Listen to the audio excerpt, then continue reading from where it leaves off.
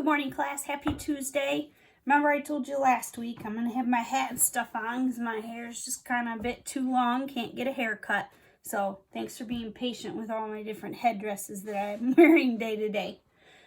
Well, I hope today's a great day for you. Today I'm going to read a 3-book series by Kobi Yamada. And the first one I'm going to read this morning is What Do You Do with a Problem? Next one I'm going to read is What Do You Do with a Chance? And the third one is What Do You Do with an Idea? These are 3 of my favorite books in a series because there's so much inferring in them. He's a pretty deep writer, and he makes us think about ourselves and our life and our choices. But he also makes us think about that as we grow up. And not just for you as kids, but definitely, but for us adults too. So these books are written as a purpose, kind of like Peter H. Reynolds and his series, make us all think about the challenges, our purpose, how to overcome things, and just to really think deeper about ourselves and what we can do to improve every day. So the first one I'm going to read is What Do You Do with a Problem? Which to me sounds wonderful to everything that's going on in our world right now. We're all kind of faced with a really big problem. I mean, to the point where we're doing school at home, right? And so let's see if we can learn some lessons in here of how we can learn to address or handle problems that are on the inside. So maybe how this whole coronavirus is making us feel and not having much control over that, or an argument with somebody, or not really getting what we want, but there's a lot of different kinds of problems, really big and small problems. Right now we're all faced with a bigger problem, right? So let's see if we can learn some lessons from Kobi in What Do You Do with a Problem? I don't know how it happened, but one day I had a problem. Trying to get it so you guys can see too. I didn't want it. I didn't ask for it. I really didn't like having a problem, but it was there. Yeah, we can relate to that, can't we? And see that problem, see his problem. It's kind of hovering over him, just kind of like us. We haven't had any control over this big problem, have we? Why is it here? What does it want? What do you do with a problem? I thought. Notice it got a little bit bigger and could see his face get a little bit more frustrated too. Like, why are you here? Why aren't you going away? I wanted it to go away. I shoot it. I scowled at it. Scowled. I scowled at it. I tried ignoring it, but nothing worked. And I think as humans, as kids and adults, we have a problem hovering over us, and we sometimes handle it the same way, right? We kind of, scowl at it and ignore it. I started to now worry about my problem. What if it swallows me up?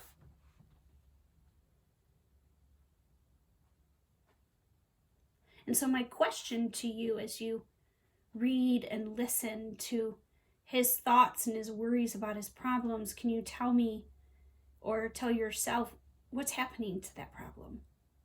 Is it helping? Because what I noticed is just in the first couple pages is how much problems grow.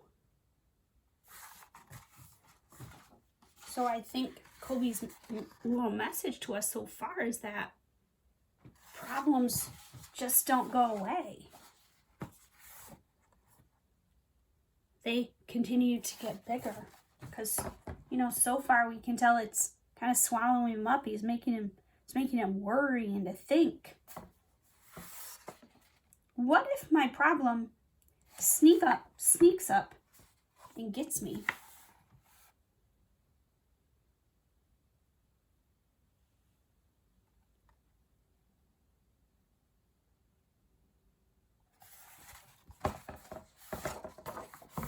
What if it takes away all of my things?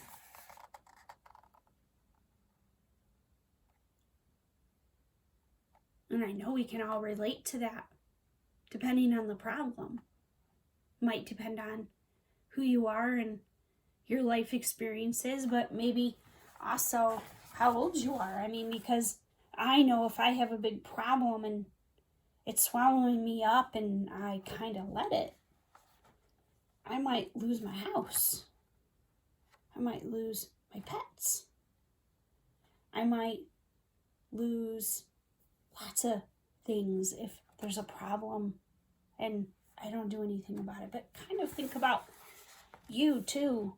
But even when we were in school, if there was a problem with a math grade and we just kind of ignore it and don't do anything about it, I bet you maybe got grounded and maybe lost some privileges. Or even now, if you have a little problem and we let it and we worry and we let it and we worry, it starts having a negative consequence on us. We start losing things too. I worried a lot. I worried about what would happen. I worried about what could happen. I worried about this and I worried about that. Now at the beginning, you could just kind of see a little sense of worry, and then it changed to frustration, and now you can tell he's really upset, really sad, and probably a combination of all those feelings, right? And the more I worried, the bigger my problem became. Now, sometimes at this point, when our problem just grows and grows and grows, and we worry and worry and worry, we get depressed. We get angry. We get distant. But then our problem isn't going away, is it? And so now he's feeling, he just wishes that problem would disappear. I tried everything I could to hide from my problem. I even found ways to disguise myself, so hide myself from that problem, but it still found me. So what's that? If we infer that, what's that saying? So from his choice and his action of ignoring that problem, trying to hide that problem, hide himself from that problem, that last line says, but it still found me. That's saying that your problems are always going to be there. They're not going to just go away. No matter how much we worry, no matter how much we're afraid to tell the truth, no matter how much we're disappointed in ourselves. Because if the problem is even caused by us, it's hard to admit that, isn't it? Or if there's a problem with somebody else by a choice maybe you made, isn't that hard to be truthful? But look what happens if we weren't. That definitely doesn't feel happy and look happy. And definitely struggling too on the inside. And the more I avoided my problem, the more I saw it everywhere. I thought about it all the time. I didn't feel good at all. And so what he's facing here is himself, which is now he's facing his own conscience. We lay our head on a pillow at night. We reflect and think about our day and our choices. We reflect about that, and we struggle with right and wrong on the inside. And just having to deal with problems that can make things feel harder, and we're worried. And sometimes it feels so much easier just to avoid our problems, no matter how big or how small.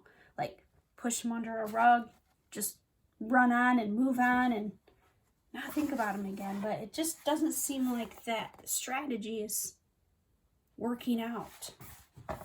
It's dark and it's hard. I couldn't take it anymore. This has to stop.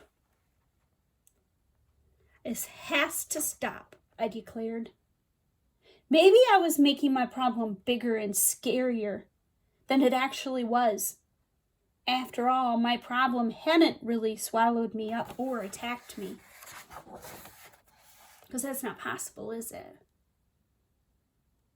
But we could allow our problems to have a negative effect on us, like a negative mindset, right?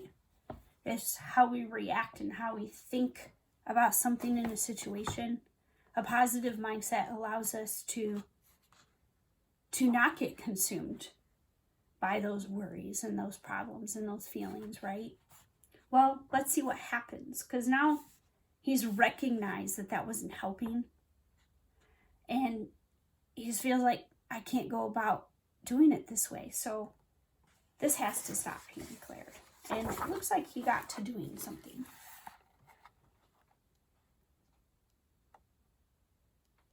And you could think that he's working on a science experiment or something like that, but the title of the story is, what do we do with the problem? And we've seen that he's been having a hard time figuring out how to solve that problem.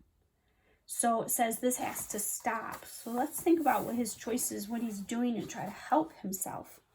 I realized that I had to face it.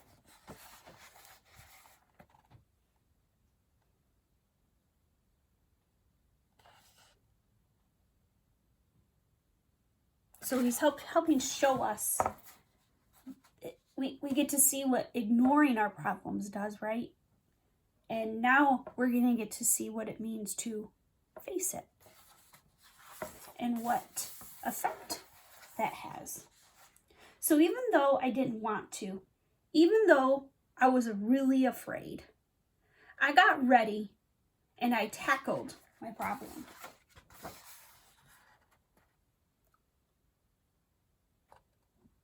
Now, we really can't go up into the sky and wrap up our problem, but in life we really can. We can choose to take that problem and take it on and to face it and to do something about it. So first it took him facing himself, facing that problem and the fears and the worries of that, and that attacking the problem up in the sky is kind of what that's representing, what that is showing. So it's a little bit of symbolism. That cloud is a symbol of a problem, and what can we do to help fix that problem, make ourselves, even on the inside, feel better about that problem. When I got face to face with it, I discovered something. My problem wasn't what I thought it was. I discovered it had something beautiful inside. It's one of my favorite pages. Because what Kobi, the author, is wanting us to infer here is that he was so afraid of that cloud. Remember, that's a symbol of a problem. So really, he was so afraid of that problem, but now he has faced it. Look what happened. It's brighter. It's not as dark and gloomy.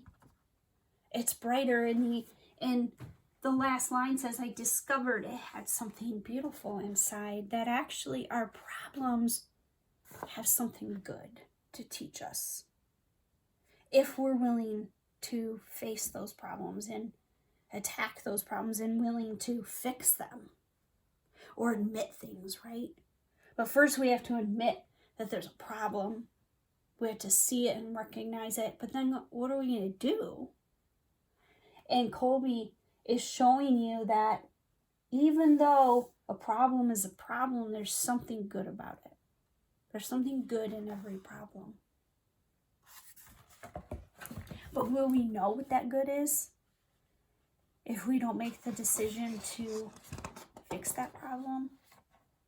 Probably not. Because at the very beginning, what happened when he didn't do anything about that problem?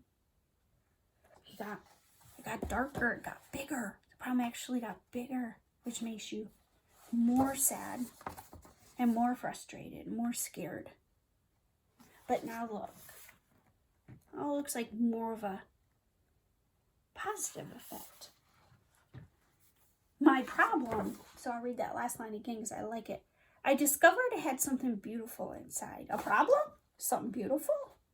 Well, they're hard and they're scary. But my problem held an opportunity. It was an opportunity for me to learn and to grow, to be brave, and to do something. Aren't those some powerful words of wisdom? Listen to those again. My problem held an opportunity. It was an opportunity for me to learn, to grow, to be brave, and to do something.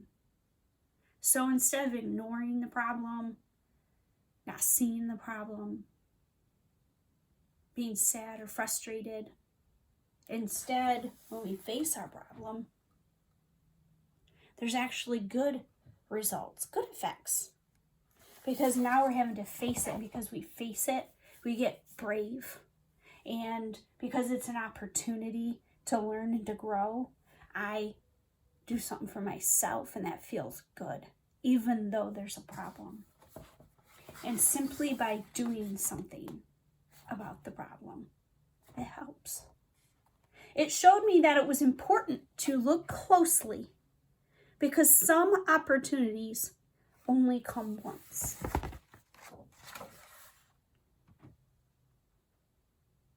Definitely doesn't look like a big problem attacking him or consuming him. And we know that was a symbol too. Problems can't really attack us, but we could allow it to consume us and attack us on the inside. But instead, it's an opportunity, and we need to jump on that opportunity because we might only have one chance to do that. I know when I was growing up, my parents really expected us and taught us to tell the truth no matter what. And I remember being pretty young, probably 9 or 10, and choosing not to tell the truth about my softball glove on the way to practice. And I got worried, I was scared, I was afraid. And man, it didn't work out for me. It was not a positive way. I didn't make my dad feel good. I didn't make my brother or myself feel good.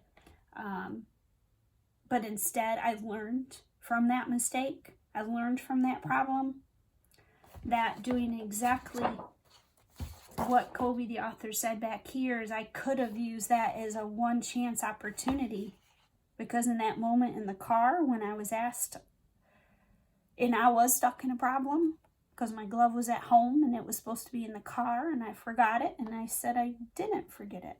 You guys ever been there before? Well, that opportunity, guess what?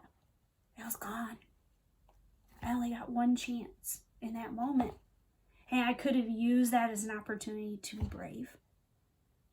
Being brave would have allowed me just to tell the truth. I could have used that as an opportunity to learn and grow. And I could have done something to help out that situation. So even small little choices, that's what the author means by you only have one opportunity, because once it's passed, now you got that big gray cloud that's bigger. It's growing over you. And I think I would like to be like him on this page, where things are bright, where there's an opportunity to face everything in a new light, in a new day, in a new moment. So now I see problems differently. I'm not afraid of them anymore because I know their secret. And I like that. Young and old, it can be scary and hard to face that problem. It's hard to do something. It's hard to speak on it. It's hard to see it as an opportunity to learn and grow. But look at the grand journey you have as an opportunity by doing it, right? Every problem has an opportunity for something good. You just have to look for it.